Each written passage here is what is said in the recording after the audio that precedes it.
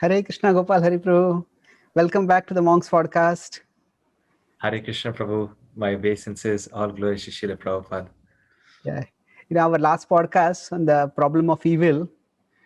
Actually, that was probably one of the most, you could say, intellectually stimulating podcasts we have ever had. And several devotees told me that they liked it, but they had to hear it 2-3 times to understand it. We did go into a little bit intricacies of various arguments used by different traditions and what our tradition has to say. So today I thought we could discuss on the recent book that you have published, Maya in the Bhagavad Puran. You have a copy of that book? You can show it also. We'll give a link afterwards for people Yes, to Prabhu, right see. here. This is the Indian edition, the paperback edition that's been printed. Okay. And then I also have the hardbound edition. Oh, okay. So that's wonderful. So congratulations. It's quite a directly, what do you say? A directly, you could say, scriptural topic which you have presented. And I read the book recently. I felt that there is a you have been able to present the Gaudiya traditions understanding without having to do in a very contemporarily appealing way in that. So maybe we could start with was this your PhD thesis topic, or how did you choose this particular topic to write a book about? Yes, so initially when I began my studies at Oxford University, I wanted to do something related with science. It was something that, I was interested in, relating, Vaishnav theology with science, relating science and religion.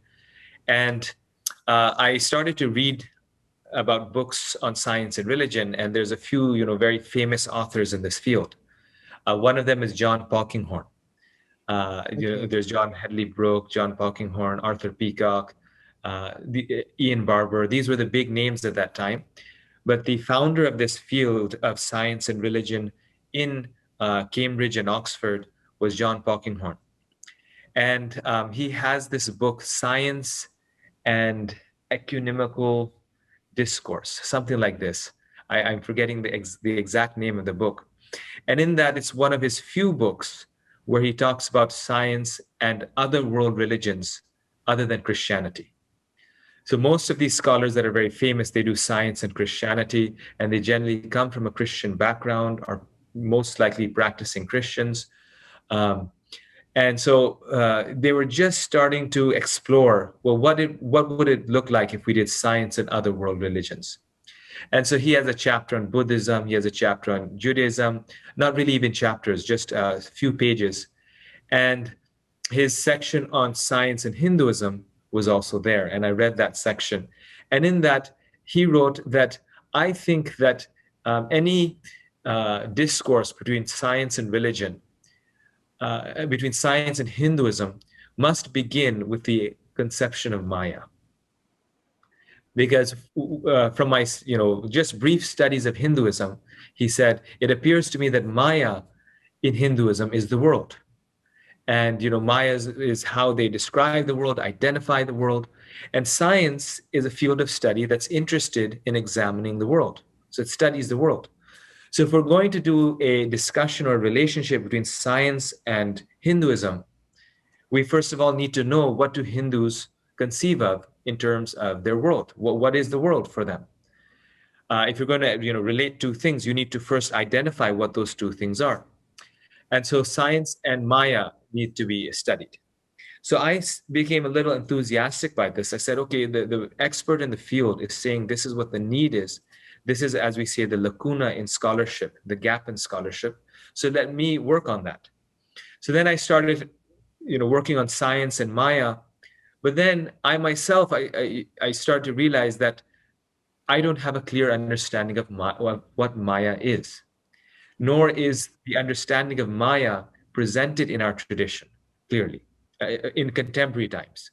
So then, rather than doing the whole thing, I said, before we do that, I just have to focus on Maya. What is Maya? And so therefore my book, this is how it came about. My book is on Maya in the Bhagavad Purana. Oh, okay. So that's why, from what I had interacted with you or I heard about you, you were originally planning to do your thesis in science and religion, and then you shifted to a more, what I thought was a more theological topic. So it was not actually a shift. It was, you could say, a more strategic repositioning so that you could actually serve a need in that area itself. Yes, and also in the course of it, my interest in religion and theology increased. So now I am doing, just religious studies also, and ethics, and in addition to science and religion. Initially, I did my master's in science and religion, so I did do a MST in science and religion.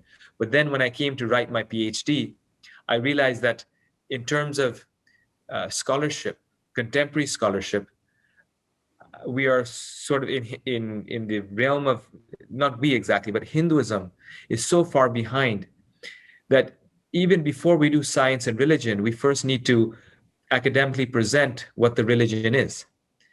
And it was that recognition or realization that led me to, okay, first I need to write a book on Maya. People are misunderstanding what Maya is. The whole world thinks, Maya is something else, when in fact this is not what Maya is. So first of all, I need to present what Maya is, try to dispel the misconceptions. And then once people have a clear understanding of what Maya is, we can look, and other scholars, they can work on, science and Maya. That's true. Yeah. Recently, as to develop this topic of Maya, recently I was reading a book on, say, history of Indian philosophy. So I read a very striking point that there are two kinds of philosophers. This is, one is that they accept the everyday reality that we experience, our everyday experience as real, and then they try to get a deeper understanding of our everyday experience.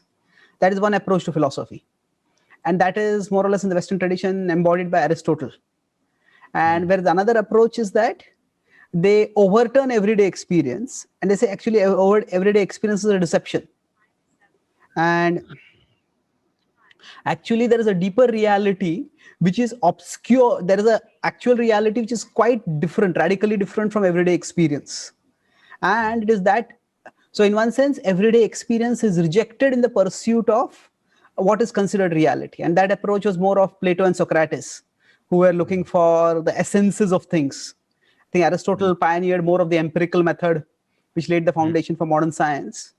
Yes. So I mean, I would like your comment on these two approaches, but in general, it does seem that even in traditions that may not be immediately not theistic, even there, the understanding that there is some kind of distance and difference between reality and our everyday experience, that seems to be almost like a universal idea across history and geography. Yes, I fully agree. And uh, another example in Western philosophy is Immanuel Kant, where Immanuel Kant believed that the world that we see is the world of phenomena, but actual reality is the noumena. Now, because he was a philosopher and not a theologian, he believed we could not know the noumena. The noumena is out of reach. We cannot know what the reality is behind the phenomena. But we in theology, we are determined to know that noumena. We are determined to know what the essence or the reality is behind the phenomena. And very much also, like you have mentioned, Plato and and the cave, Plato and the shadow world, his idea of reality in the shadow world, perfect beauty and its reflection. And these are some of the things actually I talk about in my book, that this whole discussion is the discussion of Maya, that Maya itself is not just illusion. The world is not illusion for the Indian sages, but in fact, the world is a reflection. The world is a shadow world uh, in relation to reality. It's a reflection of the real world. And in fact, and this is something I don't mention in my book, there is ample evidence that the reason why Plato and Socrates were saying what they're saying, and like you're saying, they were not accepting the empirical method, is because they were in touch or in communication with Indian sages. And there's actually archaeological historical evidence for this. Edwin Bryant, in his book, in his introduction to his 10th book, translation of the Bhagavad Yeah. book, talks about this, that how there are columns in Greece where there are inscriptions of Hindu gods, inscription of the word Krishna actually, and in India you have columns and temples where there's inscriptions of Greek gods. So there was communication between them, and Plato was getting many of these ideas of the reflection, the world as a reflection, the same metaphor that's used in the Vedas. He was getting these ideas from Vedic scriptures. Another evidence for this is also linguistic. In his book, The Republic, he talks about how the soul is a swan. He Oh, describes the soul as a swan. Yes, okay. and uh, linguists, they say that there's just no way that there's just such a happy coincidence that he's talking about the soul as a swan. And in Sanskrit texts, they talk about the soul as a hansa and a great soul as a paramahansa. And so there has to be some communication between these two cultures. And therefore, these cultures were talking amongst themselves. And these very esoteric ideas of the world as reflection, and how this world is phenomena, but behind it, there's a real world, a noumena. There's we should not take our perception, our empirical knowledge through our observation so seriously. These ideas, they are coming from Eastern origins, or the main point is not who was first. The main point is that this is the same discussion that's being Mm, discussed in different parts of the world in approximately the same time period. yeah, it's true. And to some extent, even within science, now as science has advanced, actually, even science is saying that the world of sensory experience is not the actual world to some extent, because quantum physics and relativity, especially quantum physics, the postulates of the quantum physics, they make no sense in terms of our sensory experience. So it seems that in whichever field of knowledge we go deeper, this distance between our everyday experience and any, you could say, model or conception of reality at a deeper level, that difference humanity seems to crop up, it seems to pop up everywhere. I fully agree. And, most of the time, people point to quantum physics and sort of these things. But I mean, even more basic than that, most scientists today accept the fact, they recognize the fact that science is pointing to a reality, or to some reality, that is beyond space and time. Because Einstein's theory of relativity, which has been proved over and over again, I mean, that's sort of just common accepted science, that space and time are relative. One of the things that it showed is that space and time are elements in this universe. The universe does not exist in space and time, but rather space and time are elements in the universe. Now, if space and time are elements in the universe, then what is the universe? What is the universe itself? It must be something that's beyond space and time. And also there's antimatter, dark matter. So so much phenomena. It's not just quantum physics. Quantum physics is one powerful example of it, like you've mentioned. But so much phenomena is showing that there is something beyond space and time. Now, all the tools of science are there to study space and time. The only tools and methods that they have is to study the world of space and time. Now they want to study something beyond space and time. So how do they do that? It's very frustrating. How do you do that? Well, this is a question that science is asking now. But religion and philosophy have been asking this question since 1,000 years. What's beyond space and time? So if someone has been asking a question for over 1,000 years, and someone is just starting to ask a question, then who is more likely to know the answer? Who's more likely to have more insight into it? So I mean, this is, at least it's now obvious that science and religion are both asking the same question. The answers might be different, but they're asking the same question, and they're asking a question that religion has been asking since thousands of years.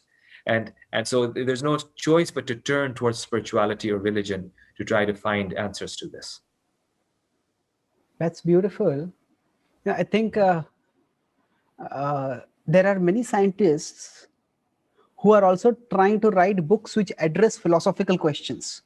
Now, how well they do that, because of the prestige that they have in science, sometimes their books might get more mileage and credibility than what actually uh, they would get if they were subjected to serious philosophical or logical scrutiny.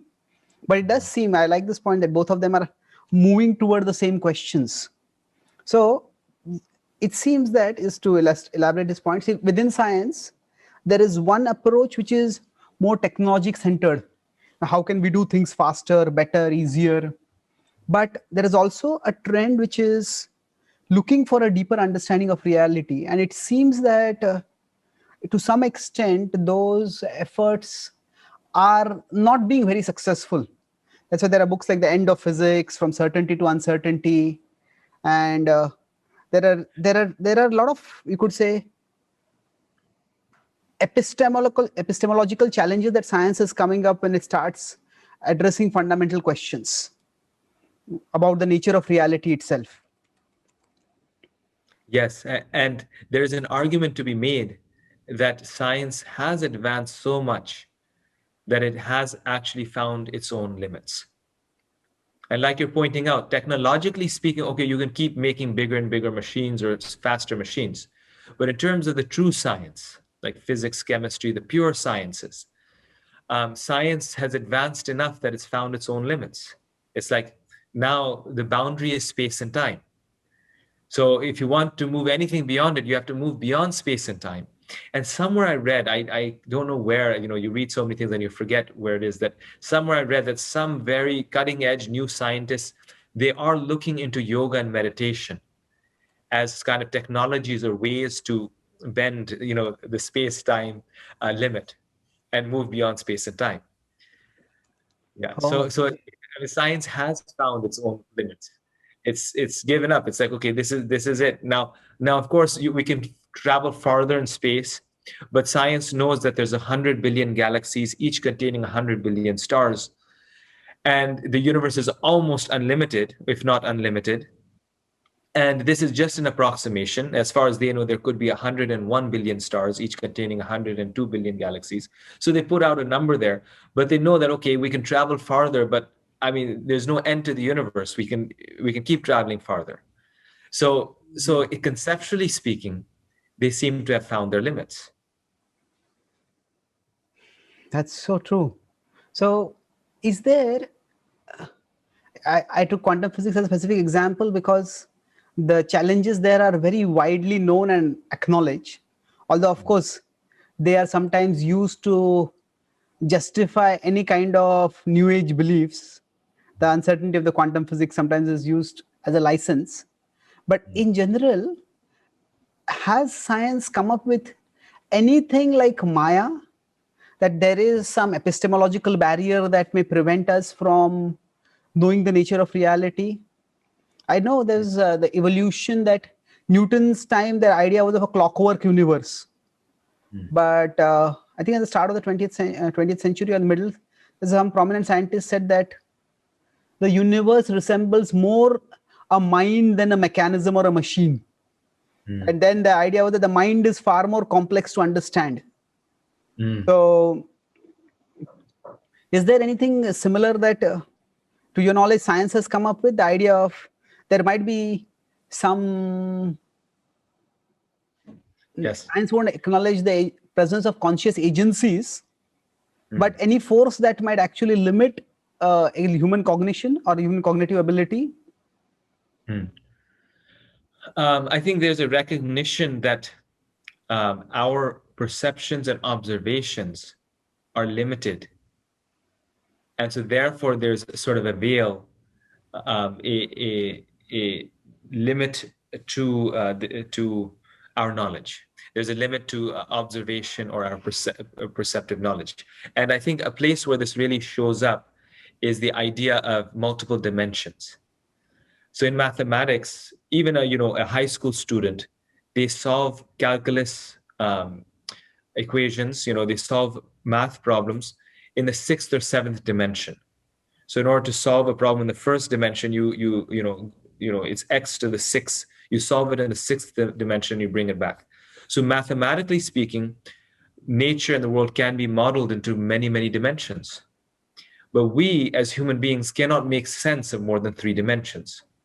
We can write it down on the piece of paper, but there's no way intellectually we can make sense of what it would be to have a six-dimensional world. Hmm. So there's a recognition there that science needs to recognize, thoughtful scientists, that there is realities beyond our perception, and our perception, like you mentioned, the observer themselves are limited. And people who observe science, they may not be scientists themselves. They recognize this. Like, for example, Schopenhauer, a very more contemporary Western philosopher, he talks about the veil of Maya. He's a very, he's really enthusiastic about this veil, because he does believe that there's a certain veil, a certain limit. You could call it the speed of light, but there's certain natural elements that limit our understanding of the world, because we are in a veil. There's a sort of a Okay. curtain, yes. So there are some physicists who have said that the universe is not only queerer than we suppose, or queerer than we imagine, it is queerer than what we can imagine. Now it's attributed to J.P.S. Haldane and many others. So it does seem that so maybe not the concept of Maya, but the idea that we are limited in our capacity to know. That is something which is being, you could say, not what to say. It's almost like a grudging acknowledgement which is coming up to some extent. Now, turning to Maya, generally when I read your book, what struck me is that usually we talk about Maya as a force that tempts and deludes us. And it's more in terms of, say, the willpower or the discipline or the purity to resist it. So as practitioners, that's the concept of Maya we primarily operate with. But it's not just in terms of, say, actions, but Maya, or not actions, you could say. Maya as a philosophical concept is not something which we explore so much. It's more as a Maya as an agency that will delude us, and we have to be afraid. We need to be cautious about it, if not afraid. But the idea of Maya as a philosophical concept that can be analyzed and understood, that was, I think, quite a striking feature I found in your book. So have you also noticed this difference in the nature of the discourse when it is happening, say, within the tradition and within more philosophical circles? Yes, Prabhu. Actually, in the Mayavad traditions, that's why they are called Mayavad. They do so much with Maya, because it's the cornerstone of their philosophy. The world is Maya, and therefore, everything is mithya. In the Mayavad, in the Advaita traditions, there are books and books written on Maya, because it's the cornerstone of their philosophy, of their discussion. But however, in our Vaishnav tradition, there is much discussion about Maya, but it appears, or Maya functions in different ways. As I mentioned in my book, Maya relates to the human condition, the one that you're speaking of, which is the most common way of understanding Maya, how Maya affects us. Maya is also described in relation to the world, the natural world, which is the aspect that John Polkinghorne was interested in. Maya is nature, Maya is the world. And Maya is also spoken of in relation to Krishna's pastimes, and in terms of spiritual reality, that is Yoga Maya.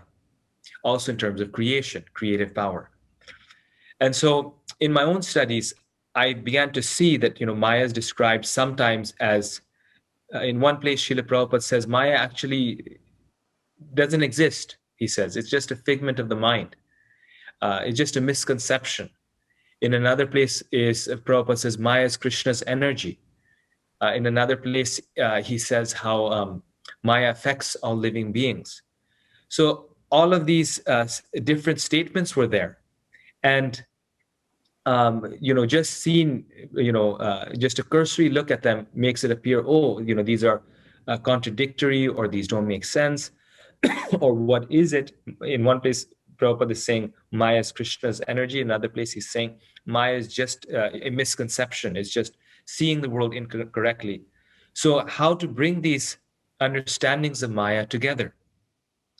Because all the statements should be true. I mean, I started sort of with that approach that all the statements are meaningful, and Prabhupada is saying something in different places. Same thing in terms of the general Vedic body of knowledge, more you could say in terms of Puranas, specifically Srimad Bhagavatam and the Upanishads and things. You find the same word translated and used in so many different ways, and how to make sense of them. Is it just like, random that someone uses Maya like this or like this?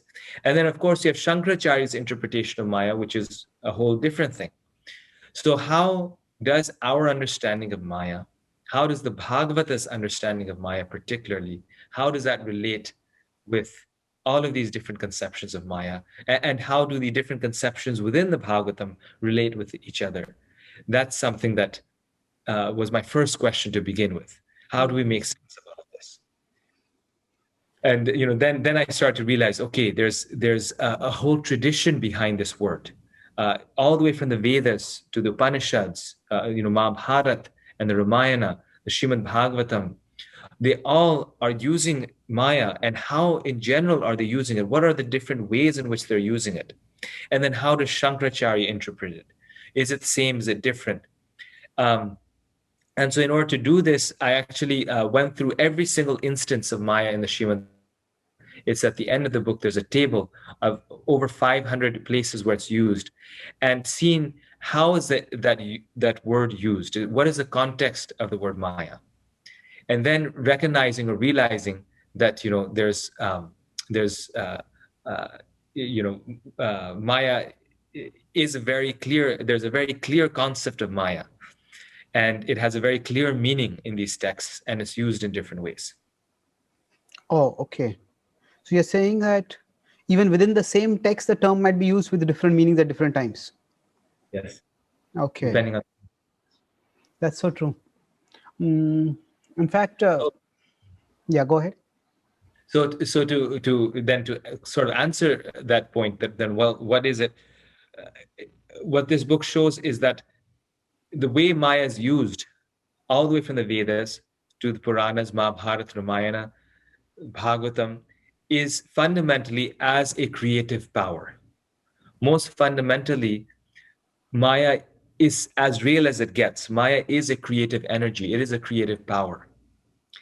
And from specifically, we see even in the Shvetashvara Upanishad, in the Mahabharata, Ramayana, most fundamentally, this power is the divine power of God.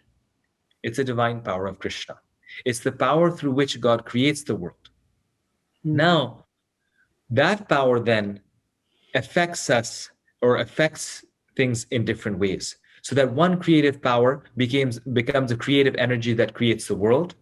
It's also the power that we harness, or we come in contact with as individual beings, and it deludes us, or it is used for magical things that people want to do. They use Maya to affect others. Or that creative power is used by Krishna as his own internal potency. That same energy, his internal potency, is used by Krishna for his divine pastimes. And therefore, it's very interesting that in the introduction to the 10th canto, Srila Prabhupada actually points this out. He says that Maya is one. We then, oftentimes we think of Maya as Mahamaya, Yoga Maya, but he says fundamentally Maya is one. Maya is the creative power, energy of Krishna. Now, it can act in a delusive way. And in that way, it's just a misconception. It can act in a way of creative power. It can create the world, or it can act as Yoga Maya for Krishna's Leela. But Maya itself is fundamentally one. Okay. So what you're saying here is that the if once we get into the philosophical analysis or philosophical understanding of how Maya is explained, then we can reconcile the multiple senses in which the word Maya is used in the scriptures, as well as in the sense in which we might be using it. Yes, yes, absolutely. Then once we understand that Maya does not mean illusion, most fundamentally. Maya can be elusive, but Maya means creative energy. Then we can understand the way it's used. And etymologically, this has also been shown by contemporary philosophers. So Shankaracharya always talks about Maya as from the, or I would say Advaitin philosophers, as coming from the root ma, which means to measure.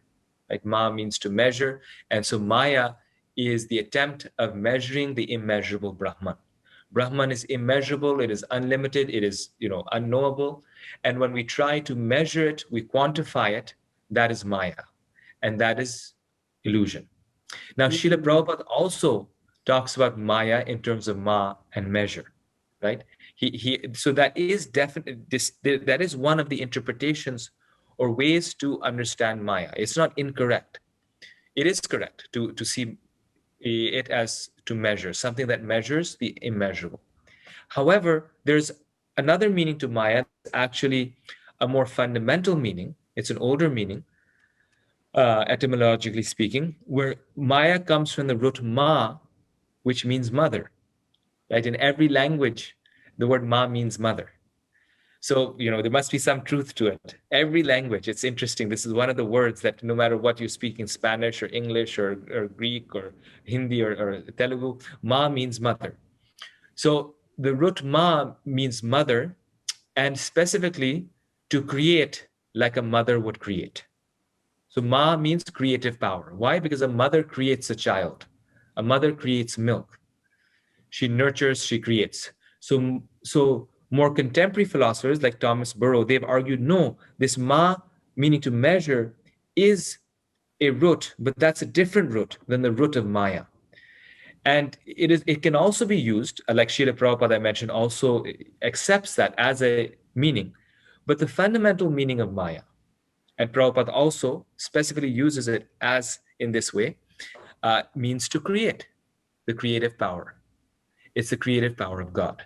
Ma is the original mother. And therefore, in Sankhya philosophy, Maya, like in Vaishnava philosophy, because Bhagavatam also incorporates Sankhya, Maya is not seen as a negative force, as it is seen in Advaita. It's not seen as a trap or something negative that needs to be avoided, that's illusion, it's unreal, but rather it sees it as mother. In Sankhya, Maya is seen as mother, where she entangles us, but her purpose of entangling us is actually to bring us back. It's actually to teach us, like a mother teaches her child. She punishes the child for some time, but then through that makes a more beautiful, better child. So Srimad Bhagavatam is actually taking the Sankhya meaning of Maya. Maya as mother. And therefore there's sections in the Bhagavatam where there's prayers to Maya.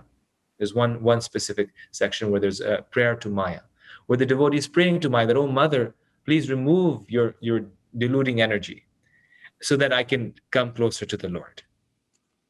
So Maya is fundamentally, Maya is a good force. It's a positive, it is the energy of God. So this turns the tables around, where in Advaita philosophy and common perception, Maya is seen as a negative thing. I'm trying to show that no, in the Srimad Bhagavatam and in our Vaishnava tradition, while Maya is teaching us through hard knocks, fundamentally Maya is a good force because it comes from the ultimate good. It comes from God. It is a positive energy. True. I was reading the Bhagavatam a few years ago. I don't remember the exact verse now, but I came across this. The word is Vaishnavi Janamohini. That is the description for Maya. So she's a Vaishnavi, she's a devotee, but she's Janamohini. That's her service. So what you're saying is actually, I don't remember. Yeah, Durga is called as a mother, but Maya itself being called as herself being called as a mother is remarkable. Well, in the 10th canto, um, when Krishna, Lord Vishnu, tells Subhadra to go to Devaki. No, sorry, I'm getting confused. Yeah, I'm going to hear Krishna it. tells Yogamaya to actually transfer Balram from the womb of Devaki to from Devaki to Rohini that time. Yes, but then the other way around also, where then Yashoda's daughter, sorry, Yashoda's daughter, who is fundamentally Krishna's sister, right? She is then taken by Vasudev to Devaki. So at that point, this is difficult for her because she's being separated from Krishna. So Krishna tells her that you go there, and if you do this service for me, if you go back to Devaki, then you will be worshipped in Kali Yuga by everyone. And therefore, now we see so many Durga temples and she's being worshipped. And then he says, you will have many names. And one of those names is Maya, another is Yoga Maya. So Maya is Krishna's sister, right? She's Yashoda's daughter. And then she goes to Devaki, and then Kansa takes her and he tries to throw her on the ground, and then she goes up and becomes Durga. So to Kansa, she appears as Durga because he's a demon. But to the devotees, Mother Yashoda and all these things, she's actually Krishna's sister. She's even more than Durga. She's an expansion of Subhadra. Okay. That means you could say there are three different levels. I mean, there could be many. But there is one level where is, you could say, the psychological level at which Maya affects us. Then there is also an ontological level where what Maya actually is. And I don't know whether the word transcendental would be appropriate, where how Maya relates with Krishna in her pastimes. So there could be multiple levels of understanding of Maya also. Yes. Yes. So there's Maya as the world. That's the Maya as the energy that creates this world. There's Maya as the human condition. So Maya as it affects us, and Maya as the divine condition.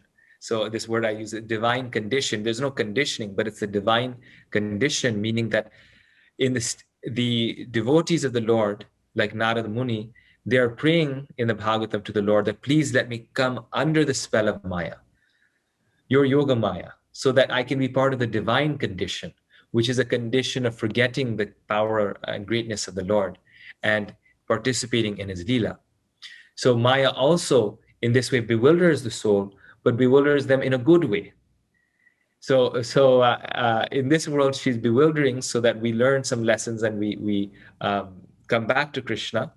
She's bewildering in the sense of punishing us, but in the spiritual world, she's bewildering because the devotee wants to forget Krishna's potency, his power, and voluntarily the devotee is accepting that forgetfulness for the service of Krishna, to love Krishna spontaneously. So just before we go a little bit more into the specifics about discussing Maya, would you like to say contrast something between, say, the concept of the force of delusion in other religions also, before we go into, say, there is the concept of Satan or Shaitan, which is there in Christianity and Islam. So there it seems that their idea is that there was an angel who rebelled, most powerful angel of God who rebelled against God, and then that's how he became the devil.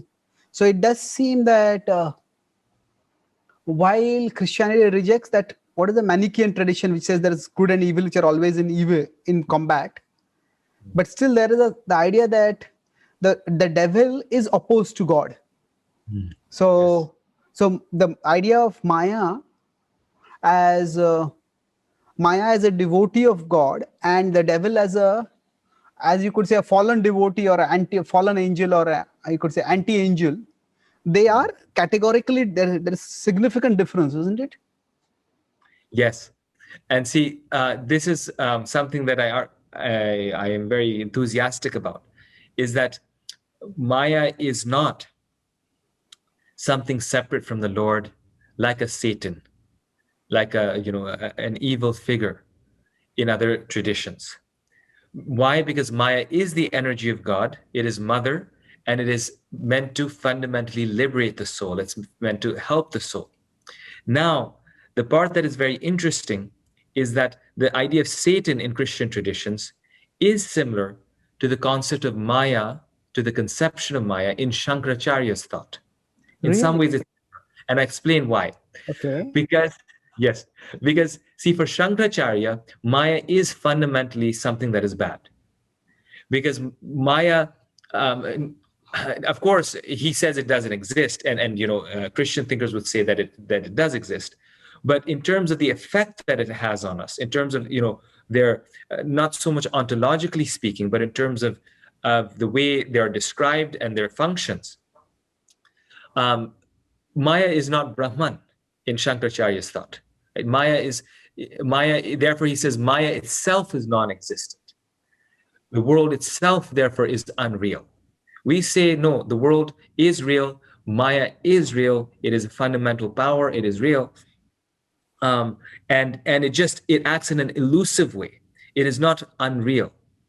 But Shankaracharya is saying, no, for all practical purposes, Maya is unreal. It is non-existent. The world is also unreal. And therefore, since Brahman is real, Maya is unreal. And therefore our Vaishnava acharyas actually accuse Shankara of being the dualist. He's actually teaching dualism, and we're teaching monism. But he's saying there's two things: there's Maya and Brahman.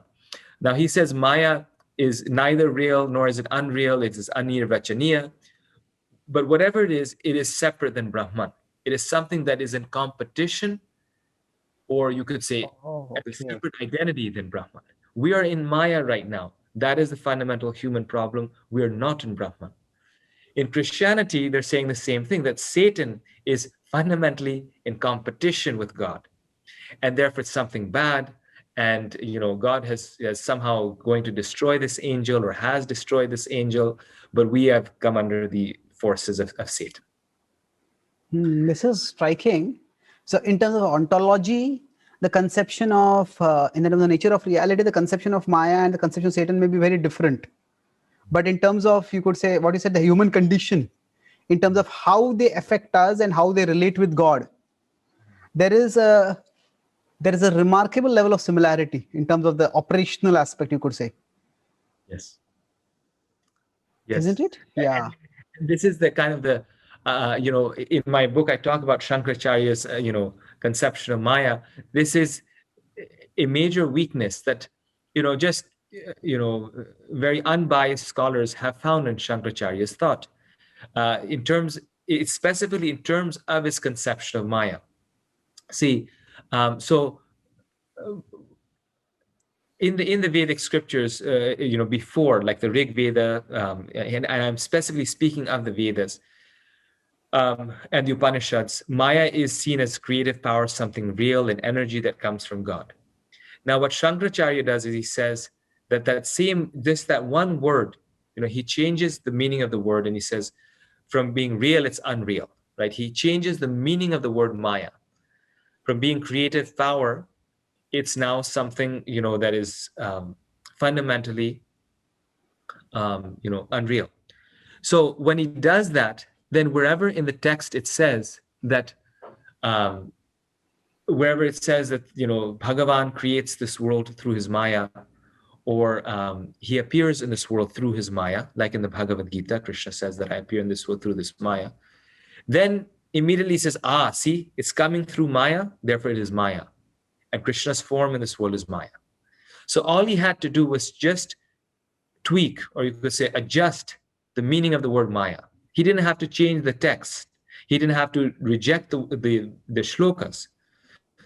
Shlokas were the same, Vedas are the same. You just change the meaning of the word Maya, and now all of a sudden, everything that is produced from Maya becomes illusion and unreality. And my argument is that this meaning of Maya, this conception of Maya, as something that is separate from God, something that is unreal, is Shankaracharya's own contribution to the history of Indian philosophy. It's his own contribution. It's his own philosophy for which he should get credit for, he should be recognized for. But we cannot say that that is the philosophy of the Upanishads. Because the simple fact is that Maya is used about 14 times in the Upanishads, and it's never used in the context of unreality. Generally we think, oh, Maya is really an Upanishadic concept.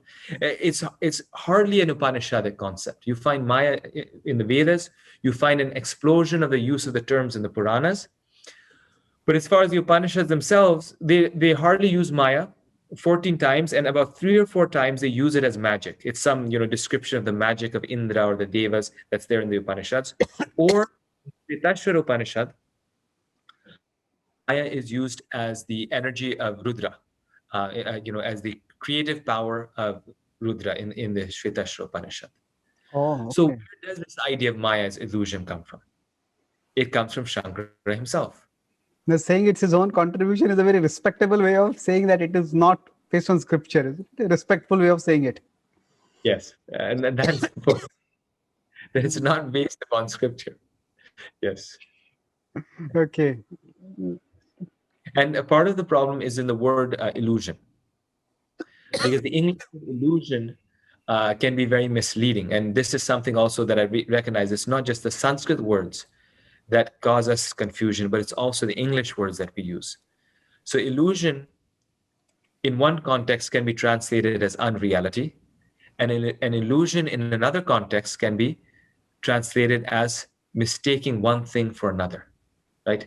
That which is Yeah. not. Mistaking the rope to be a snake, like that. So when Srila Prabhupada is using the word illusion, he's using it in this sense, confusing things, seeing one thing to be another. When Shankaracharya is using the word, or Advaitins are using the word illusion, they're using it in the sense of unreality. So Shankaracharya says that Maya neither exists nor does it not exist. And Ishvara, the Lord, is Brahman appearing in the world of Maya. So, so essentially, Ishvar is Brahman seen through Maya. Now, one of the, you could say, contradictions or problems in Shankara's own thought is that at times he says that Ishvar is Brahman. He does not say that Ishvar is completely Maya, because he doesn't want to give Ishvar that position. But on the other hand, he says that Ishvar is Brahman seen through Maya. So even Advaitins themselves have seen this as a contradiction, and Western scholars, you could say contemporary scholars, have noted that to some degree, Shankara's conception of Maya is incoherent, because he says two different things, different places. And philosophically speaking, sort of in terms of internal consistency, what is Ishvara? Is God Maya or is he not? And Shankara is not willing to say that he is Maya and only Brahman is reality. And he's also not willing to say that Ishvar is Brahman, which means that now he has yet a third category. He has Brahman, he has Ishvar, and he has Maya. Okay. So now, in terms of world religions that you were saying, so this now, in all of these differences, the difference between the Bhagavad conception and the other world religions is that they are seeing things that are, in some Christian traditions, they're seeing Satan and evil as separate from God. And therefore, there are things that coexist with God or that are in competition with God. But the Bhagavata is actually saying that unity in difference. So, oneness in difference, that, there's just one fundamental reality, and Maya is the energy of God.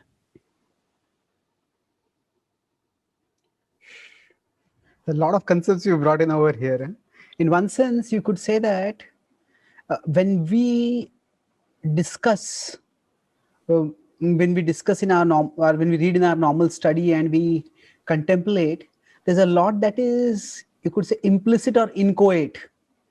But when we explicate it, analyze it, that's when the differences become very striking. And one place I read about, in the same recent book on philosophy, I read that philosophy is in one sense the art of categorization. That categorizing what is what. So to the extent we categorize carefully, to that extent actually we are doing philosophy. Yes. So just to retrace your thought or re-articulate it to see if I got it clearly. So what you're saying is that whereas the Vedic texts in general talk about Maya as a creative energy, but just by changing that, the etymological, the semantic implication of that word, Shankaracharya, what he said was that if it's illusion, then everything in this world, that everything that appears in this world becomes an illusion. And then even the concept of Ishvara also becomes, to some extent, an illusion. Yes. No. Yes. So, And okay, so just in some ways, okay, when you said that the two are similar, like say the Christian concept of Satan, now Satan also, there are this what is that book by C.S. Lewis, Screwtape Letters, where he's talking about how Satan is telling his assistants how to put people in illusion. So it's almost very similar to how we talk about how Maya is going to put, okay, this person, subject this person to this illusion, subject that person to that illusion. So in terms of this, there's a remarkable amount of similarity. So, but in terms of, say, our struggles in this world against temptation. So one difference we could say is that I'm talking about difference between the Shankaracharya's conception and say the Christian conception, is that even Christians do say that you need the grace of Jesus, grace of Christ. Some Christians differentiate between Jesus and Christ. They say Jesus is a manifestation of Christ, whichever you want to go into that. But the concept of grace is very much there in Christianity. Is that concept of grace there ultimately in Advaitavad? Because in one sense, it might be there in a provisional reality, but the ultimate reality, from what I understand, Shankaracharya says only by jnana one can be liberated, not by anything else, isn't it? yes. I mean, the this is actually you could say the fundamental weakness of Advaita philosophy, that there's not. I mean, so I actually wanted to mention this. So in the idea of Anirvachaniya, there's the way that Shankaracharya gets around the fact that there is variety in this world, that there are things that are more than one, is he says that they neither exist nor do they not exist, right? He says the fundamental ontological position of Maya and this world is that it neither exists nor does it not exist. Now, logically speaking, this is, one can say this, but one really cannot make sense of this. How can there be something that doesn't exist and doesn't not exist? How we talk about either existing or not existing. How can you have both or neither? So he's trying to make a third ontological category, but he's doing that by accepting something or by making a point that we cannot make sense of. That is So true. if It seems that to some extent wordplay is required by any tradition which goes toward nihilism, isn't it? Even the Buddhists have this category that they say the shunya is a state beyond existence and non-existence. yes, So it seems remarkably similar to what Shankara is saying. And then, so what you're saying is that this is anirvachaniya. So to make sense of something, when you propose something that doesn't make sense, then it's almost like not explaining, but explaining away. yes, Isn't it? yes. So if the world is anirvachaniya, then fine, it could be that it's a third ontological category. But in terms of one's practice, which is the point that you're mentioning here, in terms of one's practice, this does pose a problem. Or this maybe not even poses a problem. This is an issue that has to be dealt with. Because if the world does not exist, then there's nothing to get liberated from, right? Okay. So the first thing that I was mentioning, well, given that this you cannot wrap your mind around this, one has to, at a present moment, accept one or the other, right? So if the world does not exist, there's nothing to get liberated from. Hence, the whole effort of gaining liberation is meaningless. Because if it doesn't exist, then what are you trying to get liberation from? Who gets moksha? Who or what gets moksha? It just, there's no question of moksha because it really doesn't exist. And if it does exist, then we have to operate with the normal vyavaharika, uh, uh, the day-to-day functioning. So in Shankaracharya, everything has to be understood through that lens. So the same idea with grace. I mean, Shankaracharya is translating texts like the Vedanta Sutra and others that are talking about grace left and right, about God, about bhakti. So he has to make sense of these things. So then he says, yes, we need the grace of the Guru. We even need the grace of Bhagavan. I think in his Gita commentary, he talks about this. We need to worship Bhagavan. We need Bhagavan's grace. By his mercy, we can get liberation. So then everything functions as normal. But then once we gain liberation, then all of a sudden, none of this exists. None of the grace, all of these things are important, nor are they, of any relevance. So grace does play an important role in Shankara's philosophy. He even ascribes temple worship, getting the mercy of the deity. But then ultimately, it all has to lead to jnana, to knowledge. And once you get that right thought, that knowledge, then you get moksha, and you become, part of Brahman. Now, in contrasting that to the Bhagavata's philosophy, when understanding the concept of Maya, in relation to the concept of Maya, grace plays a very important role, because the number one metaphor of Maya and our conditioning under Maya is that of the dream metaphor, that we are in a dream state. And if someone is dreaming and they're deep in their dream, the only way to get liberation from that dream is if someone outside of the dream, someone who is not dreaming, comes and shakes them and wakes them up. And that is grace. That eventually we can try as much as we want within the dream world to rise and purify ourselves, but we can actually only break out of it when anugraha, the mercy of the Lord, is there. So this is, grace in the Bhagavatam plays a very important role. We see in the story of Narad Muni and so many of these great sages. In Shankaracharya's thought, it plays a role, but only on the Vyavaharika level.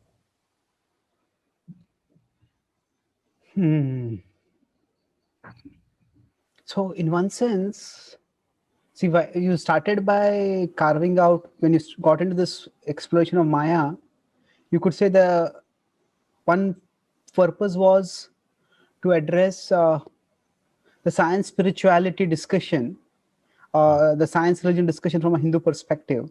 But while doing that, it seems that you're also able to address the diversity within the Hindu conceptions of Maya itself and distinguish the Vaishnava position from other positions.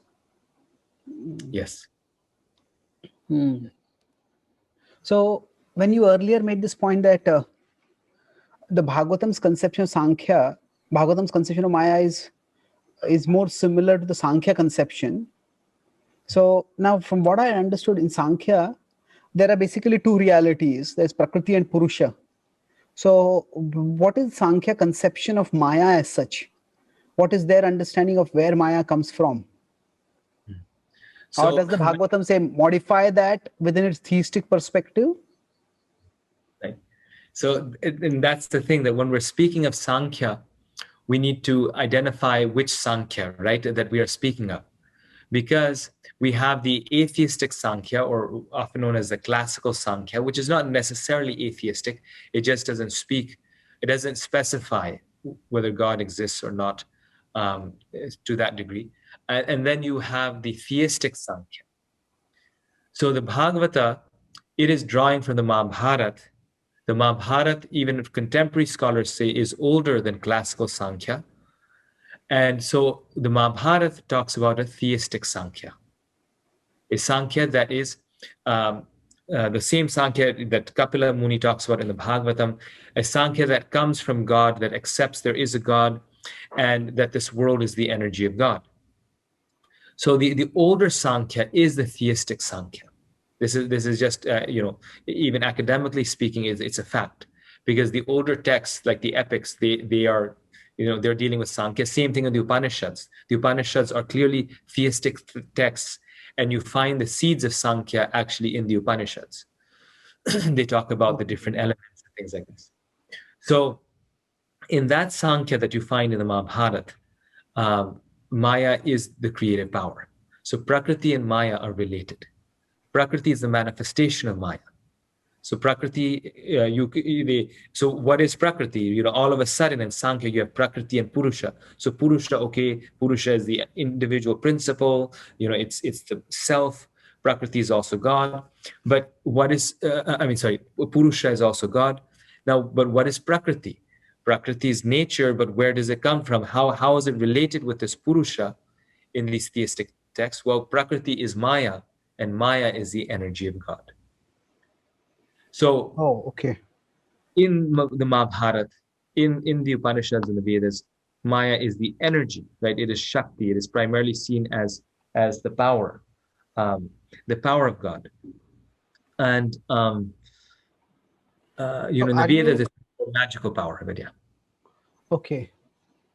So, so in one sense, if I understand right, what you are saying is that the Sankhya, which is often thought of as atheistic, is more non-theistic, and the theistic conception of Sankhya may actually be older than the non-theistic conception. Is that No, what you're it trying? is. Yes, it is older. Classical Sankhya, according to modern academics, does come after the epics like the Mahabharata and definitely after the Upanishads. So the seeds of Sankhya and also Sankhya as you find it in the literature uh, before classical Sankhya is theistic. Oh, And Maya, Prakriti is considered to be Maya. Now, I will give a kind of a disclaimer that Maya is also more of a Vedanta concept, and at a certain point, Prakriti becomes identified with Maya. So in many of these theistic texts, they may not specifically talk about maybe Maya and Prakriti together, but still Prakriti is seen as Prakriti comes from God. That's the basic point. Whether exactly they portray it as energy or not, but it is a theistic, the world comes from God. mm, And just on this point, I want to mention that that's why in the Bhagavatam, many places, the Bhagavatam, a text that explicitly does identify, or you could say, um, match Maya with Prakriti. It equalizes the two. Um, in that text, many times Srila Prabhupada, when Maya is mentioned there, he says Krishna appears by his internal potency, or Maya is the internal potency of God. And mm, we often think that, this is just, the Gaudiya Vaishnav take on Maya. This is Srila Prabhupada taking Maya, and it doesn't say Yoga Maya, it just says Maya, and Prabhupada is calling it the internal potency of God, because this is the Gaudiya Vaishnava interpretation. Yes, the English words are kind of, you could say internal potency. It's the English phrase is there, but that is Srila Prabhupada's phrase. But the point is that Maya as the power of God is not a Gaudiya Vaishnava idea. That is the way that Mahabharata uses it. That is the way that you find it in the earlier text, where it's fundamentally power. So Prabhupada is actually being chased to the way that Maya is actually used. There's no reason to believe that Maya has to be negative, it has to be the illusory power, even if the word yoga is not there. Just the word Maya itself just means power. It's not, so Prabhupada is not giving a specific interpretation of it.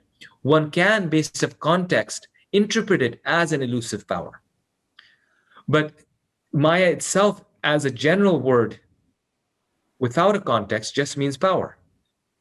So it is us stretching it, or based upon context, saying that, in this case, it's elusive or bad, acting in a negative way.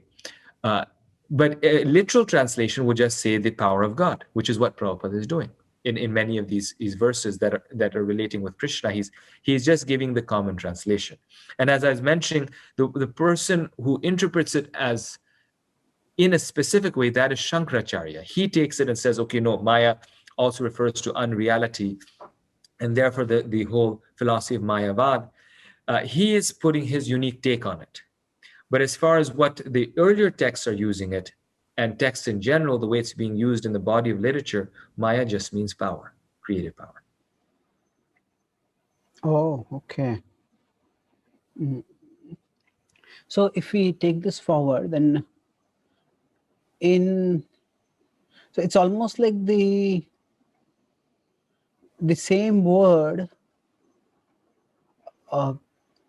can, by giving a different meaning, can be used to, you could say, justify or ground an entirely different philosophical conception itself. Yes. So Yes. if we take that particular angle further, now what would that mean practically in terms of, so the understanding that Maya is the energy of Krishna, or Maya is the energy of God, is this specifically a Gaudiya Vaishnava understanding, or is this a broad Vaishnava understanding itself?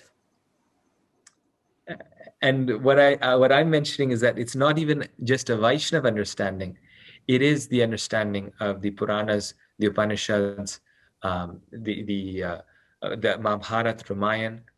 Even farther, the Maya is always seen as energy. In the Shvetashvara Upanishad, it's the energy of Rudra. Now, Maya means energy, so depending on the context, we understand whose energy it is. So it might be the energy of Shiva, it might be the energy of Indra, and it might be the energy of Krishna. So the idea that the world is coming from Krishna's energy, that is a Vaishnava conception. That Krishna's energy is creating the world. So that Krishna is the source of everything. That is Vaishnav. Shaivas would say Shiva is the source of everything. But Maya's energy, that is for all traditions. Only Shankaracharya said that Maya is not energy. And so Maya is, fundamentally, that is there. Now, who has it? That's a matter of discussion. And this is where the idea then of Yoga Maya comes, which is very interesting. That in the Mahabharata, Yoga Maya is also used, the word Yoga Maya, because Maya is produced from yoga. And the sages, they also have Maya. I mean, this word is so broad. It's not just even used in terms of the world or God. Most commonly, it's just used in terms of the power that individual beings have. So sages also have Maya. Where do they get their Maya power from? Their magical power, their mystical power from? They get it from their yoga. And therefore, Yoga Maya simply means Maya that's produced from yoga. In terms of the universe, whose yoga is it produced from? If it's produced from Krishna's yoga, then the Bhagavatam says this is Krishna's Yoga Maya. If it's produced from Shiva's yoga, then it's a Shaiva text, which is saying this is Shiva's yoga that's producing it. So yoga produces Maya. And therefore, sometimes it's called Yoga Maya. And when it's Krishna's internal potency, then we use it more specifically Yoga Maya in terms of spiritual things. We use it more in context of that because it's Krishna's own yoga that's producing it. But in the Bhagavatam, Yoga Maya is also used to refer to material nature. And I give instances of that in my book where Yoga Maya is used to describe the material creation. It doesn't use specifically just the word Maya. And in the context of Krishna's Leela, just the word Maya is also used. And then you see Prabhupada translates it as Krishna's internal potency. Because yoga is just a describer, it's just a qualifier on the word Maya. Yoga is not, it's just describing where is that Maya coming from. Okay. That's quite a significant categorization in terms of the difference. So is the word yoga, the concept of Yoga Maya as the divine energy, is that a Gaudiya Vaishnava conception, or even that is something which is which can be drawn from you said the Upanishadic texts themselves?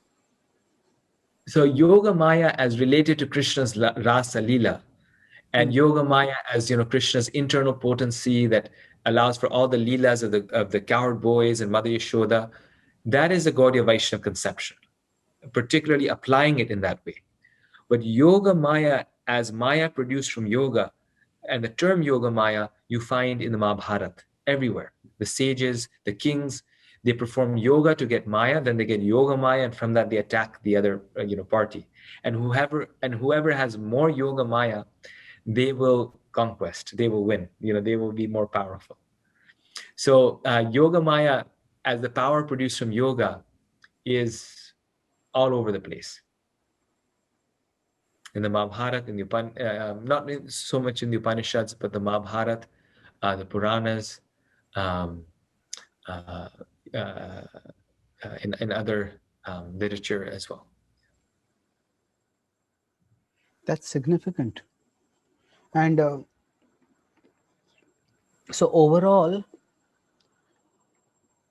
when we talk about the concept of Maya in our tradition, and when we seek the mercy of the Lord for, say, for developing a love for Him, for overcoming the influence of Maya, the tempting influence of Maya. So, is there you could say that, is there a categorical difference in the way we would? So the concept of grace, we could say, is common between, say, Christianity and Vaishnavism to some extent, or Bhakti tradition, or but is there, because there is the devil is antagonistic and Maya which is not?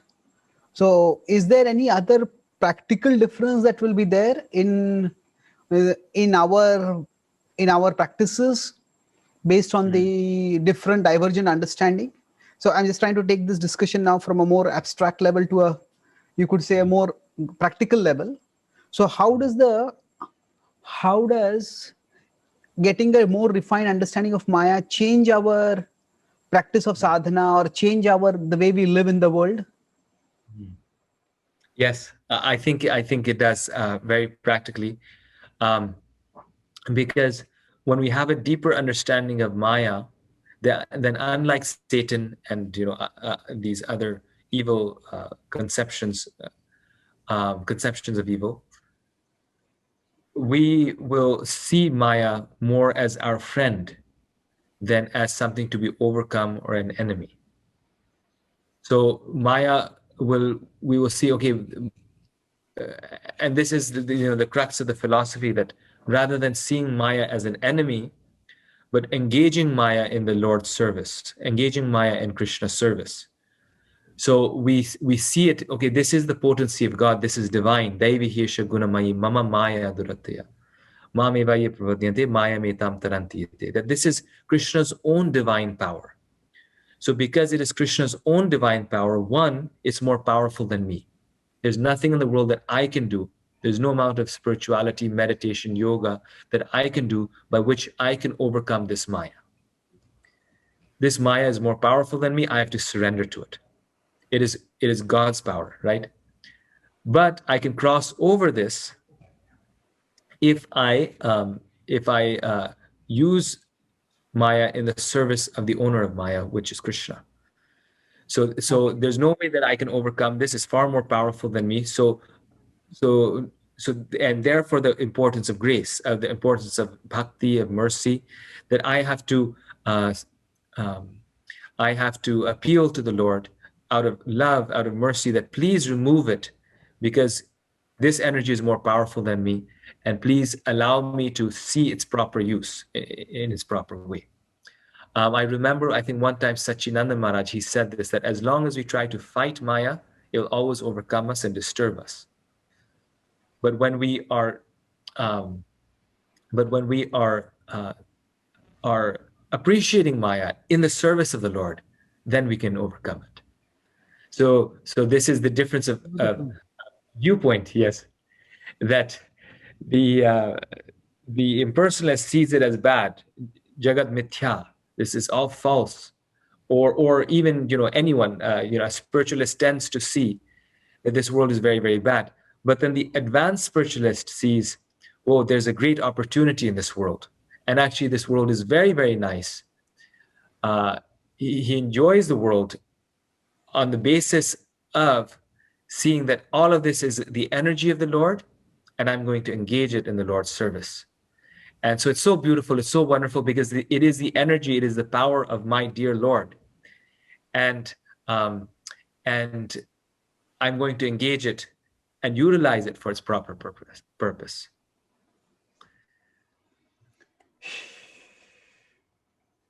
Appreciating Maya, it's quite a remarkable concept. I think Prabhupada says in the Queen Kunti prayers that his one of his lectures that Maya is ultimately meant to make you more serious in your bhakti of Krishna. So that's also an appreciation. Now, Prabhupada put something like that. Maya checks whether you want to serve Krishna or you want to disturb Krishna. So it's a nice way of putting it. Yes, it is. Wow. Now, of course, until we can actually see its connection with Krishna, because it is so powerful, we should also be a little cautious. Like Prabhupada said, we should be afraid of Maya. So we cannot become too overconfident. Yeah. Because we have to, there's sort of a strategy that Krishna's given, that this is the way out. So we have to follow that strategy. That is the regulated principles and all these things. But the real vision, or the deeper vision of the devotee, is that no, like Prabhupada says, that the world is so beautiful, then how beautiful must be its creator. And how can I engage the beautiful things in this world in God's service? That is the real thing. Not to say, oh, it's ugly. It is beautiful. It's very nice. But how to engage it in God's service. And it's interesting that actually this concept was very much there in the 17th, 18th century in Western Europe among the Christian priests. That this is the birth of modern science. This is how science began. That they said that studying nature was studying the mind of God. Natural And theology. natural. And because the world is the mind of God, and it's the handiwork of God, then studying the handiwork of God was a way of worshiping Him. So it was their form of worship to appreciate the glory of God. So recognizing the relationship of Maya with God, that is the key thing. With respect to this point, that there's simultaneous appreciation and caution both. There is this, the Bhagavad Gita also talks about how everything beautiful in this world represents a spark of Krishna's splendor. Yadyad vibhuti mat sattvam, Srimad urjitam eva tattadeva gachatvam mama tejo amsha sambhava. So, to some extent, if one is at a level when one can, you could say, appreciate without getting captivated, or one has developed a sufficient level of, either we could say, detachment, so that one doesn't get captivated by it, or one has developed a certain level of devotion by which one is captivated by something higher. Then there is the capacity to appreciate Maya also. So I would like to, if we can take this discussion concluding parts in two different directions. Maybe we could be able to put in both. So you mentioned earlier that you talk about three levels of Maya. One is there's the human condition, and there's the divine conditioning, and a human conditioning, divine condition, and the world itself. Was that the three things you mentioned? Yes, the world, the human condition, divine condition. Yes. Yeah. So then, how do we relate this with the Bhagavatam Chatushloki definition that Rite artham yat pratiyet na pratiyet chatmani tam vidyad atmano maya thavaso yatatama, that to see anything as significant separate from its connection with the ultimate reality, that is Maya. So is that Maya being defined in terms of the human conditioning, or where would you put that understanding? Yes. So just one thought, and then we'll come to this point, that in the Bhagavatam repeatedly it says Maya as Atma Maya, Krishna Maya, that this Maya is subordinate and is coming from Krishna and is subordinate to Krishna, right? So this Maya depends on Krishna. It's dependent on Krishna. And this is a very fundamental difference between the concept of evil in a tradition that sees it in competition with God, as opposed to depending upon God. There's a verse in the Bhagavatam that as soon as Maya sees Krishna, she feels as if ashamed, even though she's coming from Krishna, but because she has the unpalatable work to to delude us, um, and take us through this material world, she feels ashamed. So she's clearly in a subordinate position to Krishna, not in one of competition or like that. Um, and and so one has to recognize the subordinate role of Maya to Krishna, and therefore the devotee is engaging Maya in Krishna's service without getting attracted to Maya, but being attracted to Krishna. So it's still subordinate to Krishna. So our main object of attachment is Krishna, but we are engaging Maya in Krishna's service. Now, as far as the Chaturshloki Bhagavatam, how it uses this verse, it's very, very nice. This beautiful verse, Rite Artham Yat Pratiyeta Chatmani Yat Atmano Mayam. So Krishna here is making the same point that this is my Maya. It's coming from my own Atma. This Maya is actually originating from the Lord. But this is my Maya. So in the Chaturshloki Bhagavatam, it is saying that this whole world is coming from me. This is nothing but me, right? That's the first verse. And so therefore, if you see something as separate from me, you see this world as separate from me, then that is called Maya. You are seeing it, but you're seeing it as separate from me, and that is your Maya. So because it is part of me, it is actually nothing but me. It's all just a part of this world. So the first verse says that Krishna is everything. The second verse then puts qualifications to it. So it says, no, there's things that are separate, or there's things not that are separate, but that there's oneness and difference. It emphasizes the different side. But then the third verse, this verse is then saying, no, but then if you see them as completely separate from the Lord, if you see them as separate from the Lord, then you are in my Maya. Then you are engaged, you have fallen into Maya. So although we have oneness and difference, and we see the difference, we see the oneness, but still we cannot forget that although things are different from the Lord, we are different from God. But Maya means if we don't see their connection with God, they're still connected with God. So therefore, Prabhupada, he translates this verse and he says that he gives the explanation of the shadow and the reality, that Maya is trying to just live or see the shadow world without recognizing the relationship of the shadow with reality, with the object that it is the shadow of. So in the purport, Prabhupada makes a big point of this, that this is what Maya is basically. It's forgetting that relationship, which is the human condition. So the world is always the world. The Maya as a creative power is always going to be the world. That is clearly the world. Maya's Yoga Maya, Krishna's spiritual energy, his internal his energy which manifests the internal spiritual world, that is also as it is. The only part that needs work is Maya in relation to the human condition, that our vision needs to change, and we have to see the world in relationship with Krishna. So this verse is speaking of it in terms of the human condition. Yes. So it's striking that here Achintya Bhedaved also comes in then, where in the conception of Maya, you could say the conception of Maya itself and the nature of how we pursue Maya also. Yes.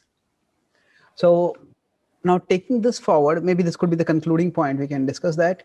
See, there is to some extent, when we start our spiritual practices, we often get a black and white understanding. This is Maya and this is Krishna. And then as we move forward, we start getting a more nuanced understanding. Okay, there's not, everything is not just black and white, that there are shades of gray. So for example, we may learn the devotees, and everybody is not a devotee. We may use almost every tradition seems to have some pejorative way to refer to those who are not its followers. Now, we may use the word karmis, Christians may use the word pagans, the Muslims may use the word kafirs. So that insider outsider differentiation is there, but that can also lead to a lot of polarization and conflicts also. So now, as devotees, as we grow in our spiritual life, then we start realizing that the borders between, you could say, Maya and non-Maya don't neatly coincide with the borders between, say, affiliation with a tradition and non-affiliation with a tradition, or uh, even more damagingly, affiliation with the institution and non-affiliation with the institution. So this black and white understanding of what is Maya, what is not Maya. So in one sense, we can say that even a person who is a mundane singer, maybe like Prabhupada, saw in Allen Ginsberg there was so much which was objectionable. You know, he was he was a gay person. He was advocating drugs and as a means to spirituality, which is quite opposed to what Prabhupada was saying. And he was a pioneer of the whole counterculture. And at the same time, Prabhupada saw the good within him. So so he saw that. In fact, I read one conversation where Prabhupada says, you are blessed by Krishna. There was this Ohio State University program where, but it was one of the biggest college programs which Prabhupada had, which was organized by devotees. And Prabhupada wanted Alan to do the kirtans in the beginning. And then he said, you also give the talk. He said, no, Swami, this is your tradition. You give the talk. And then Prabhupada said, you give the talk. He says, no, this is your tradition. So Prabhupada said, you lead the singing. He says, you are blessed by Krishna. So that is a nuanced understanding where Prabhupada could see, yes, there are many things which are, you could say, the results of the influence of Maya, but still there are results of the influence of Krishna also within him. So this black and white conception of spirituality, of bhakti, sometimes it can be very damaging because we can label and alienate anybody who is not a devotee. So do you feel that this nuanced understanding of Maya can also help us avoid such black and white understandings? And I think, Prabhu, you put it really well, actually. This is the very purpose of, in some ways, the practical purpose of this study, that a very just black and white picture misses the nuanced understanding of the nature of the world, the nature of the creation, because that's the thing. The black and white understanding is that Maya is something negative, is something bad, is something to be overcome and avoided. But a more nuanced understanding, which Srila Prabhupada is presenting, is that no, it's also the energy of the Lord. And ultimately, Maya is being compassionate. Maya's role is one of compassion. Prabhupada says this actually in one place, that Maya is the manifestation of Krishna's compassion. So there isn't really something like Maya and Krishna, or there's or something like black and white.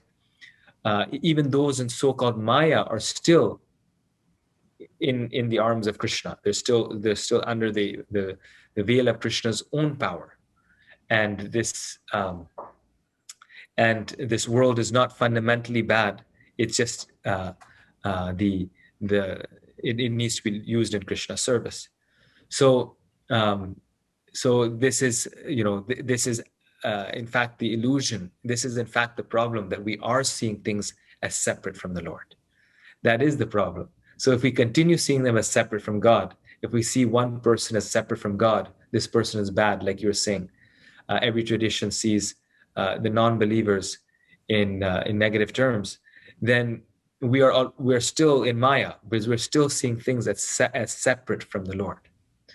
And it's interesting, in the Bhagavatam, there's the pastime of Jay and Vijay. And if we go to actually that pastime, that story, that narration, then their offense was, the reason why they were falling from the spiritual world is because they were seeing separate from the Lord. It particularly mentions this. They were seeing separate from the Lord. they were seeing difference, that, oh, these children, these devotees, they're just children. They're not sages. They're just children. So we should not allow them. They were making distinction. Okay. One is, they were seeing as separate, that, oh, this is just boys. And because they're boys, they cannot be devotees, or they're not sages, right? But the Lord did not have that vision. He was seeing them in absolute terms, that, okay, no, that vision is of what is pleasing to the Lord, what is not. That's only, no duality there, only one vision, what is pleasing to the Lord. So because they were seeing separate from the Lord, therefore they were falling. So we have to see everything in relation to Krishna. That is what Bhagavatam is telling us. Now, we don't accept everything because we're not meant to accept everything, but we still have to see everything in relation to Krishna, like you're saying. So, yeah, that Maya, and I should mention that many people have observed this. The German philosopher Paul Dussène, he said that Maya is the most important concept, or you say the most central concept in all of Eastern thought. And then Sanskritist, more recent Sanskritist, Daniel Ingalls, he said that Maya is one of the most beautiful concepts in the history of, in the intellectual history of religious thought. He said, Really? one of the, Okay. yes, Daniel Ingalls, he said, one of the most beautiful concepts.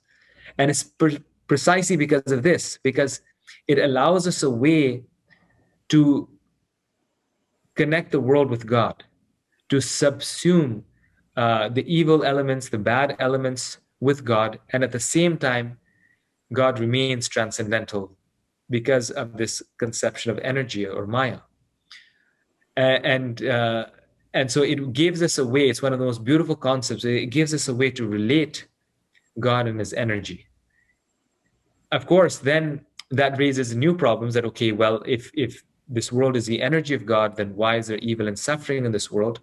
Why is it, so difficult the way it is? But that we talked about in our previous discussion, the problem of evil, that, well, no, this is why Maya's compassion, Maya's teaching us, it's training us. Now in very difficult ways sometimes, but still it's training us and it's connected with God. So it is very much a very beautiful conception, the idea of energy or Shakti, Maya Shakti, because it allows for oneness and difference, unity and diversity. Yes. We always talk about how the Krishna conception of God is beautiful, but the idea of the conception of Maya is also beautiful. I remember reading this long ago, but it didn't register in me at that time. So when you're saying it's beautiful in the sense that, are you saying that it's beautiful in the sense that it helps us reconcile the distressful nature of the world with a merciful God, or what is the beauty in this? The beauty is the compassion, right? It's a beautiful concept because now all of a sudden the world being evil and horrible, and it's now a compassionate mother, that Maya as mother, that is creating this world as a playground for us so we can come back to him. So the beauty is in the Lord's compassion and his love, that actually the world is not a place of punishment. The world is not created by God to, take and, enjoy seeing us suffer, take us and make us suffer. But rather the world is created by God out of his compassion as a way to bring us back to him. Oh, okay. Therefore, it's a very beautiful concept that for this reason, and also for the other reason which you are mentioning, that it allows us to philosophically reconcile the relationship between the world and God. It's allowed the tradition to do that, okay, achintya bheda bheda, how is the world coming from God, yet it is also separate from God? And so, in Vyasa's vision at the beginning of the Bhagavatam, he sees the whole creation. He sees everything, and he sees three things. He sees the Lord, he sees the living beings, and he sees Maya, the Lord's energy. And he sees that the living beings are struggling very hard in this material creation.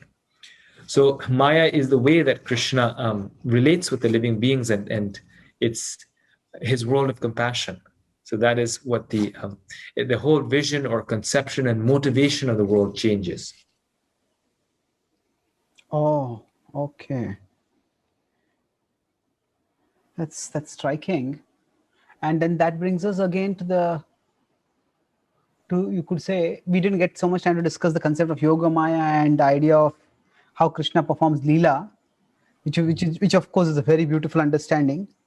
But here we can say that when we say connect Maya with the idea of compassion, then it also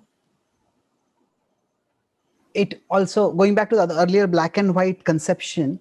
See, often the black and white conception, the metaphor that is used is often of a war, that we are fighting a war against the illusory energy. And Yes. Prabhupada also uses that conception, I think, with respect to caution. That metaphor is helpful. But we Yes. could, if we consider Maya as compassionate, then we could maybe use the word metaphor of education or something like that, where yes, there are tests and a student has to pass the test, and the student there are grave consequences student doesn't pass. But the student doesn't have an adversarial relationship with the educational system. It's not that there is somebody out to deliberately fail the student. So in Yes. that sense also, the level of hostility or level of negativity can be decreased if we have this more compassionate understanding of the purpose of Maya. Yeah. No, and that was eye-opening for me, you see, like, because on one hand we have the image of Krishna playing the flute with the cowherd boys, and this beautiful spiritual dimension, like you're saying, conception that Krishna is so beautiful. So we have this wonderful Krishna who's there loving all the cows and the cowherd, the residents of Vrindavan. And then we have this material world, which is so horrible and everything's so bad. So how do we take this beautiful Krishna and this world and we reconcile the two? People say, oh, this is a joke. I mean, it's like, okay, God is so wonderful, loving, but why not seeing it in application? And honestly, this used to bother me a lot personally also. Like, why? Why is this like this? What is, I mean, if Krishna is so kind, why couldn't he find, a better way to do this? But then after studying, after examining the conception of Maya, we understand that, well, like you're saying, it is very difficult, but Maya's mother, Krishna's coming as the mother and helping us, training us.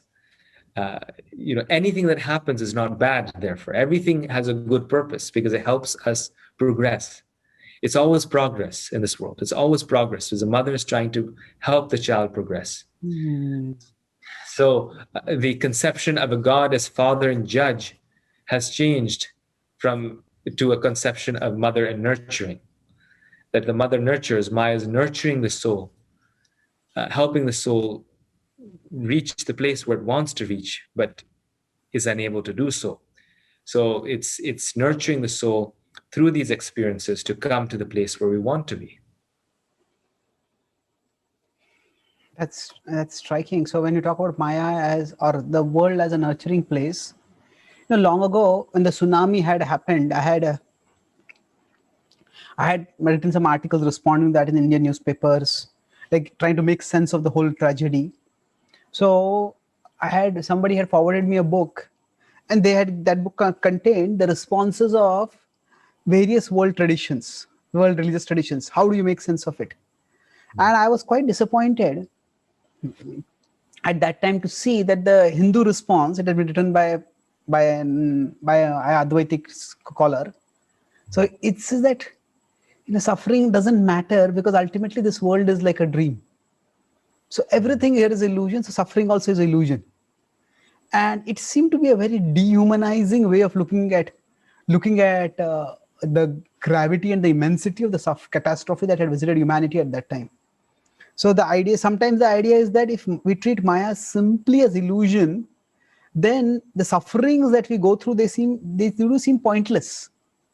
But if we see Maya as the energy of the Lord, then even if we can't make sense of the sufferings, but still we understand that they are having a purpose, that they will help us grow. sometimes when we are studying also, we may not particularly understand why we have to do a particular assignment, or why we have to study a subject which we don't like, or why we are subjected to particular kinds of disciplines. But we understand that overall we are in a framework which is going to help us grow. So that idea of Maya, that Maya is conveying the meaninglessness, conveying the meaninglessness of events in the world, is that broadly an Advaitic idea? Um, so, uh, as I mentioned, the dream metaphor is used over 60 times in the Bhagavatam. It's the most common metaphor that is used uh, uh, in the Bhagavatam to describe the human condition. And it's also a metaphor that Shankaracharya uses. But see, it's to answer your question specifically that you were saying, it's it's um, it's an idea that's both in Shankaracharya, an Advaitic idea, and also Vaishnava idea. But the difference is what we do with it. So one thing that across the board, uh, all the schools of Vedanta agree is that the world is temporary. And because it is temporary, the things of this world lose its value. I mean, it becomes less valuable. If something's temporary, it's less valuable. Well, in the Advaitic idea, or you could say just as a general thing, yes, that minimizes the importance of the world. It minimizes the importance of so many things. But Vaishnava idea also uses the dream analogy. And important to realize that both Shankaracharya and the Vaishnava school are both taking the dream metaphor from the Upanishads. So the dream metaphor is not coming from Shankaracharya. The metaphor of the snake and the rope is not coming from Shankaracharya. They're coming from previous texts, and they both take those metaphors, but they do different things with it. So in the Vaishnava conception, it is a dream, and it's all temporary. But then the fact that it is temporary does not reduce its value.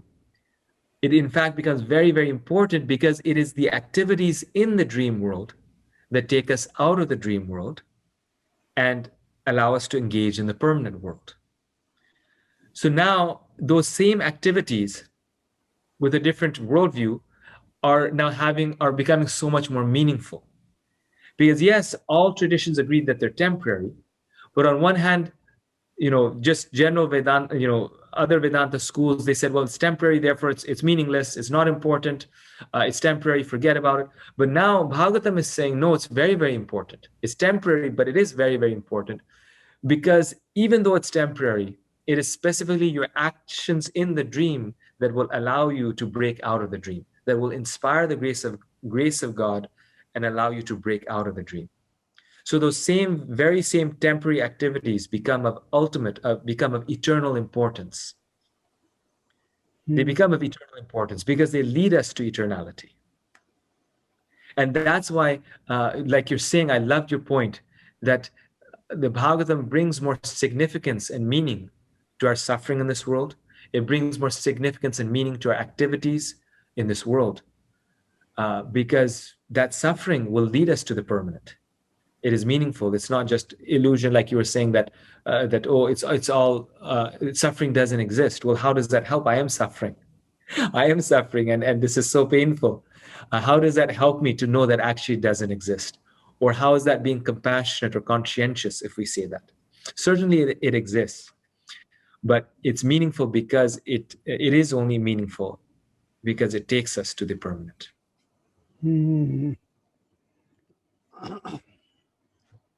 So overall,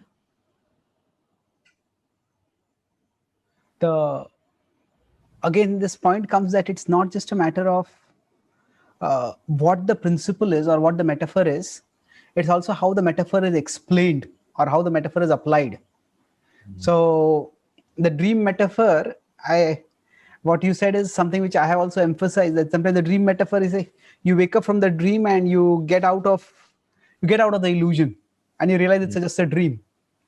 So Baldev Vidyabhushan, I think in his Govinda Bhashya, he says that, in his commentary, he says that in one sense, he actually inverts this dream metaphor. I found that one of the most brilliant explanations. He says that is this world is like a dream. But then he argues that like the dream, in the dream also sometimes we experience reality. Sometimes the Guru appears, sometimes Krishna appears. So when he says that when we say the world is like a dream, instead of calling the world as unreal, he uses the same metaphor to say that even the dream can be real.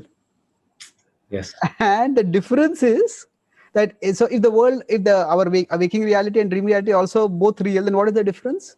So he says in the waking reality there is the possibility to practice sadhana, by which you can wake up, by which you can actually wake up. So the waking reality, it's not just simply like a dream. By one activity one will wake up and then realize. In the waking state, we have to consciously act according to dharma, according to, and pursue nishreyas, pursue the enlightenment. So that's why it even the so the dream reality is not meant to trivialize our experience, we can say, but it is meant to, you could say, encourage us to pursue a higher experience through our experience and through our actions in this world, through our experiences in this world. Yes, yes. And I would go as far as saying, because the world is real, therefore it is like a dream. Because a dream is real, therefore we experience it, therefore we cry, therefore we scream and shout in the dream, because there is a real experience to it. And in one place, just adding to what you're saying, what you said was a complete thought. But in one place, Prabhupada actually says this. I wish I had saved the quote, but he says this. He says that, um, this world is a dream. This world is a dream compared to the spiritual world, right? Because it's temporary, it has a beginning and an end.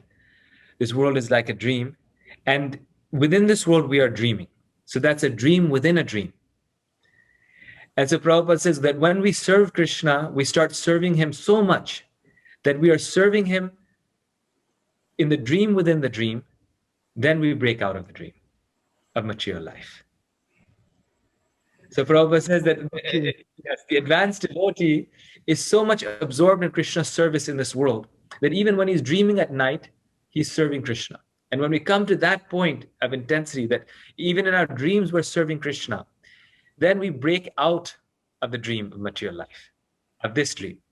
So when serving Krishna within the dream of the dream. So in this, presently at this time, like you were saying, in our dream, we're serving Krishna.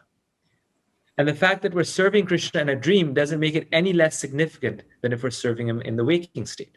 It's just where we are serving him. The dream world is a location. Like when we're dreaming at night, we go to different places. Those locations exist in our mind. And so we're going to different locations in our mind. So when we are serving Krishna in all locations, that is this material world, which is a dream, and also within the locations of our mind, that is the night dream, all the places we're serving Krishna, then we break out of this dream. And in fact, this is one of the problems, philosophical problems in Western philosophy and also Eastern philosophy, and that is the problem of the dream within a dream. And Roger Collius and Plato himself, Socrates, many of them dealt with this. They said that, if this world is like a dream, which they believed it was, this world is a dream, then once we wake up, how do we know we're still not in a dream? Because, if this world is a dream, Bhagavatam says that we know beginning and end, so it's all a dream, just like the night dream. Why do we think the dream is a dream? Why do we consider the nighttime experience to be a dream? We consider it that because it's temporary. That's the reason. That's the only reason why. We know that it doesn't stay, it goes away. It has a beginning and an end, therefore we say it's a dream. Well, this life also has an end, as sure as death, we say, right? It has an end. So therefore, this world also has to be a dream. So even philosophers who are not devotees, they figured it out, that, this world is also a dream. It's just 100-year dream. But then Plato said, well, once we wake up, then that state, how do we know, again, I'm not dreaming? I might be dreaming again. And then I wake up again, I might be dreaming again. So how will I ever know if we come to the point of actual reality? Well, the only way that we know that we'll actually come to the point of actual reality is when we come to a world that is eternal, that never ends. Then we can be sure that I'm not dreaming. And the reason is because even if we are dreaming, If the world is eternal, that is the world that we know. And so therefore it's not a dream. If the world is eternal, it's not a dream, because the very definition of a dream is a temporary state, right? It has an end, therefore we call it a dream. But an endless world, a world that is eternal, it cannot be a dream because it's eternal. That is the world that we're going to be in. So what you're saying is that the only way to come out of this infinite regress is by positing a eternal world. Yes. And just to maybe take this point a little further, then how do we decide where the infinite regress ends? So we have a dream world, then we have a waking world. So we could say that because both these worlds or both these experiences are temporary. Mm-hmm. So anything that is temporary could be or would be a step forward in the regress. Would be prone to regression. But if something is eternal, then it won't be prone to regression. So in that sense, these two are temporary, but the spiritual level of reality is eternal. So that's where the regression ends. Yes. That's where it ends. And to my knowledge, that's the only way we can know it ends. Yeah, that is true. That's the only way we can know, because any world that we're in, we don't know that, am I dreaming right now or am I awake? Except if we see that this world is, eternal. And of course, when we are with Krishna, then all knowledge comes to us. But just philosophically speaking, this is the fundamental difference. This is why the spiritual world is the real world, because it is eternal. And any place in this world, be it Brahma's abode, is not spiritual. It is still a dream because it's temporary. Beautiful. So, a Brahma Bhuvana Loka Punaravartina Arjuna Mam Upetiti Kaunte Punajanmana Vidyate. So, in one sense, Krishna is telling about also in the sense that these are places of distress because they are temporary. They are rather, you could put it, they are temporary, and that's how they are places of distress. So, whereas but the other, my abode is the place where you will where it's eternal and it's free from distress. Okay. Yes, bro. Beautiful. There's one nice story, beautiful story of the monk Zheng Su. He is a Taoist Buddhist monk, and at night he dreams that he's a butterfly. So one morning he wakes up and he begins running around the whole monastery, asking the other monks, am I a butterfly dreaming that I'm a monk? Or am I a monk dreaming that I'm a butterfly? He says, because at night I was a butterfly and I was dreaming that I'm a monk.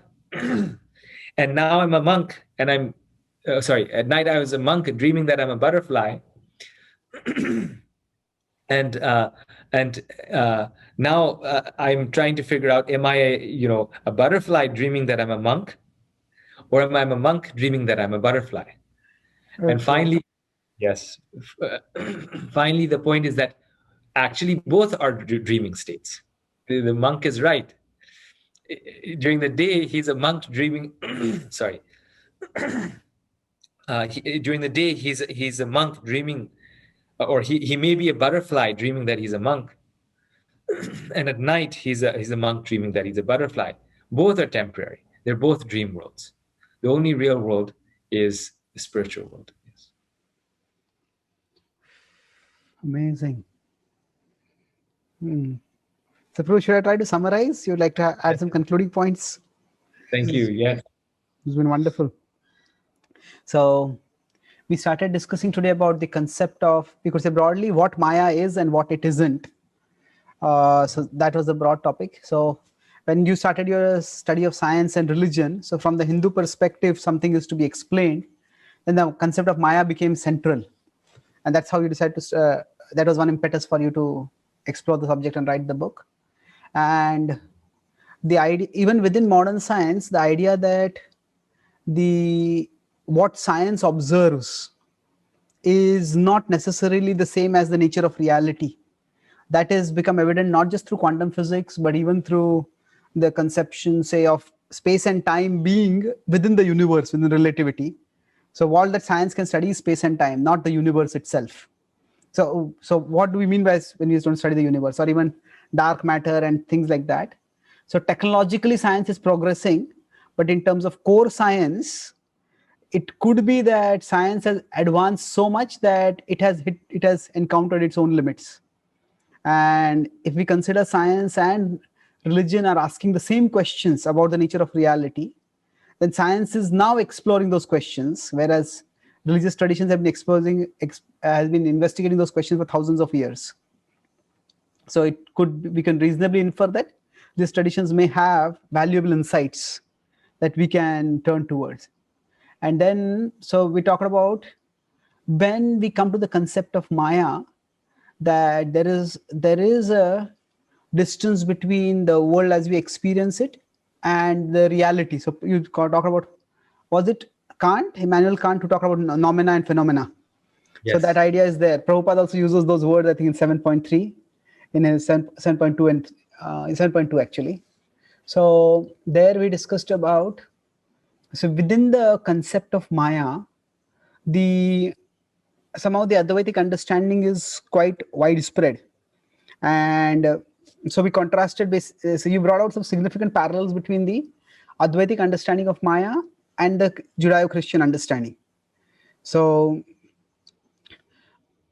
the idea that Satan is opposed to God, and similarly Maya within the Advaitic tradition is something separate from Brahman, something which stops us from going towards Brahman and has its own, although they say everything is one, but essentially you end up with Maya as something separate.